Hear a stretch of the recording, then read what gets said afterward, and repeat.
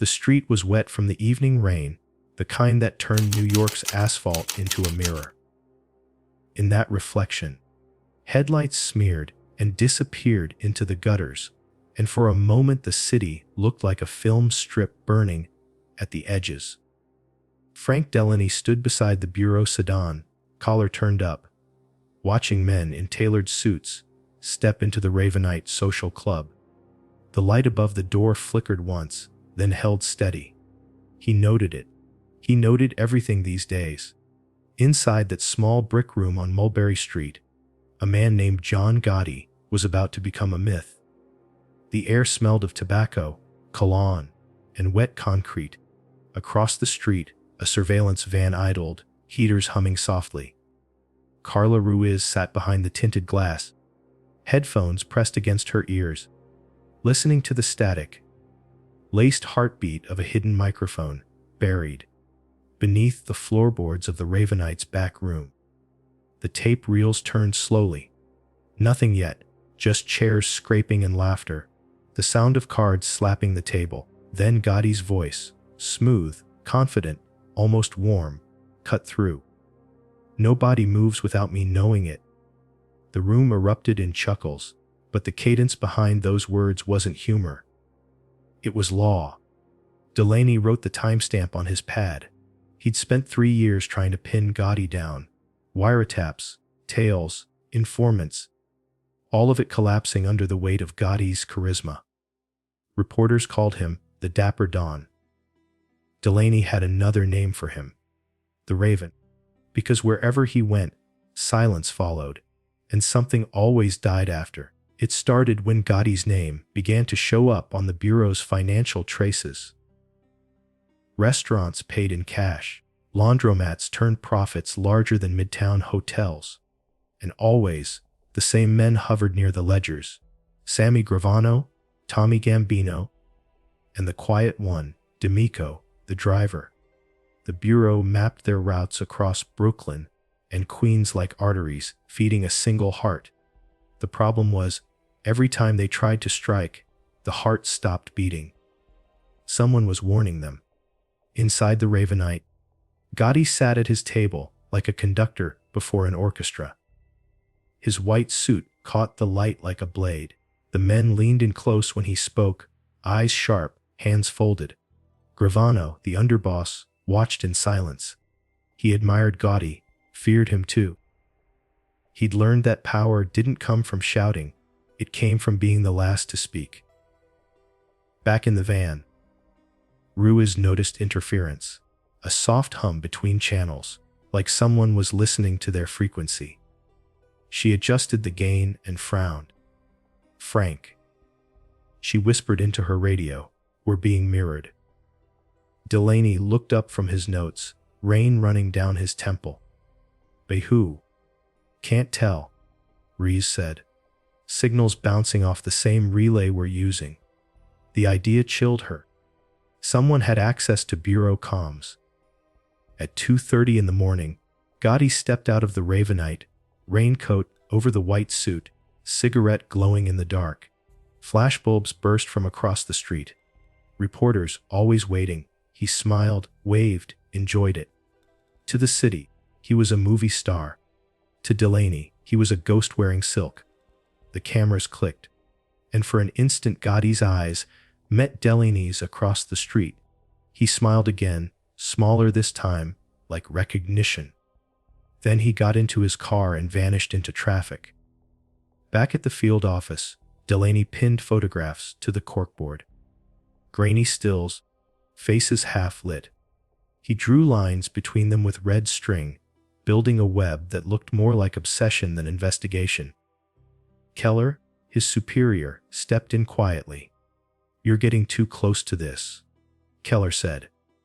"Close is how we win," Delaney replied. "Close is how you disappear," Keller warned. He left without waiting for a reply. 2 nights later, Ruiz intercepted a call bouncing through a payphone on Canal Street. The voice was faint but clear. "Tell him the suit fits." No name. No code word. Just that phrase. She triangulated it to within 3 blocks. But by the time agents arrived, the phone was off the hook, swinging. On the seat of the nearby bench was a newspaper folded to a headline, "FBI surveillance budget tripled." Someone was mocking them. Delaney started noticing patterns in Gotti's movements. Tuesday dinners. Friday drives to Ozone Park. Every Sunday, the Ravenite's back door opened for exactly 12 minutes. No one entered, no one left.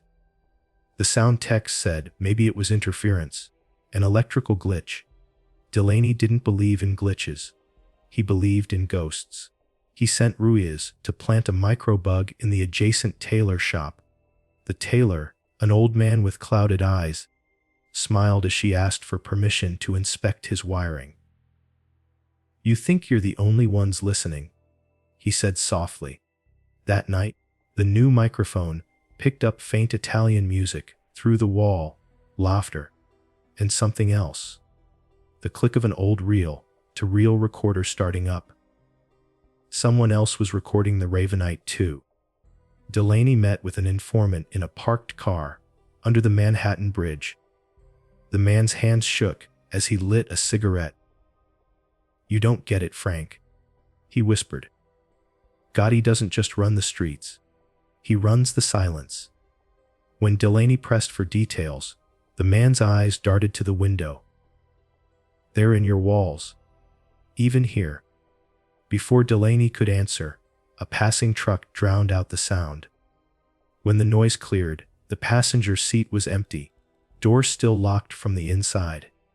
By February 1986, Gotti had become a media darling. Every newspaper printed his photos, smiling outside courtrooms.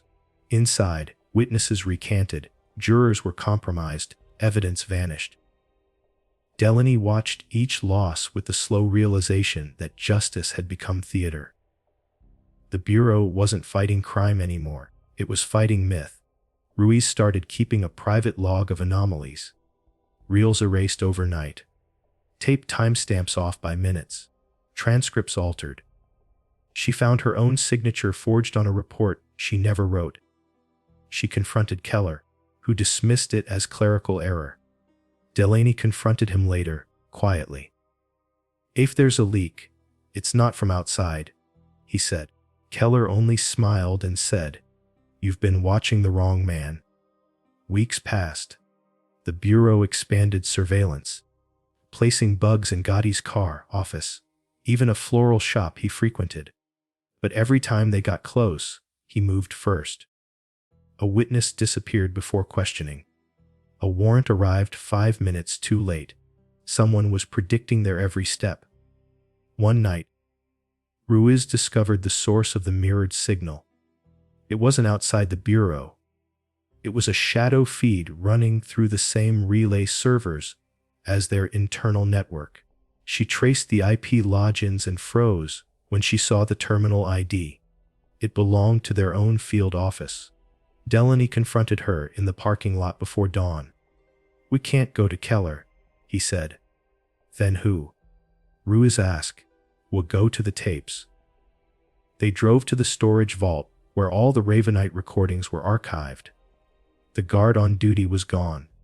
Inside, the shelves were half empty, boxes missing. Dust marked the outlines where they had been.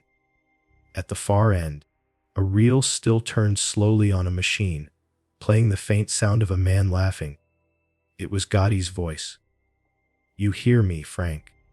"I hear you too." Delaney froze. Ruiz killed the power, but the tape kept spinning for several seconds before stopping. He took the reel, sealed it in an evidence bag, and drove without speaking. Back at his apartment, he played it on his personal deck. The same voice returned, but this time it said something different. "You named me the Raven." Smart. But ravens remember faces. By spring, paranoia had settled like smoke. Agents whispered about phantom transmissions, field reports altered by unseen hands. Delaney found his office desk drawers rearranged, files he'd hidden missing. One morning, he arrived to find a white envelope on his chair. Inside was a photograph of himself, taken from across the street, as he entered the Ravenite surveillance van weeks earlier. Written on the back in neat black ink, nice suit. He stopped wearing ties after that. When the Bureau's annual review came, Delaney was reassigned to administrative duty. Keller called it rotation. Delaney called it exile. He spent his nights in a borrowed office, replaying the last reel over and over, slowing it down, filtering the noise.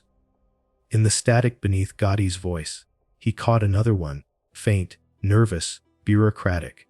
He amplified it. The voice said, "Field office secure, sir," then a name. Keller. The realization hit like a slow fall. The mole wasn't some shadow figure, it was the man signing his paychecks. Delaney recorded everything, sealed it on a fresh tape, and left it with Ruiz. "If I vanish," he said, "this plays first."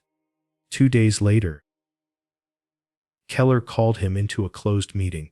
The air in the conference room was heavy with cigarette smoke. Keller smiled as Delaney entered. "You've been busy," he said. "Listening to old ghosts."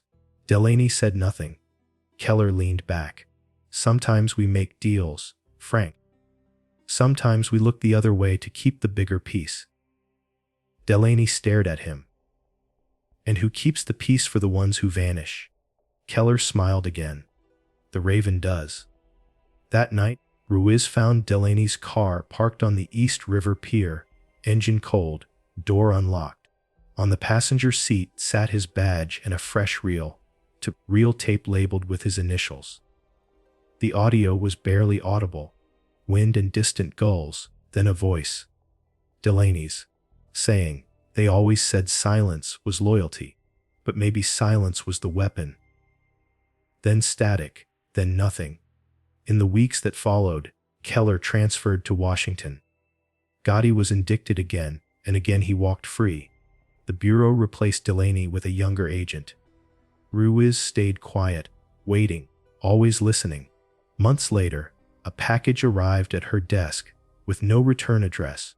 Inside was a white suit button and a small cassette marked simply, "For Carla." She played it once, alone, in the soundproof booth. Gotti's voice filled the room, slow and deliberate. "The Raven flies alone now." Then a click, then silence. And in the end, the tapes kept playing long after the voices were gone.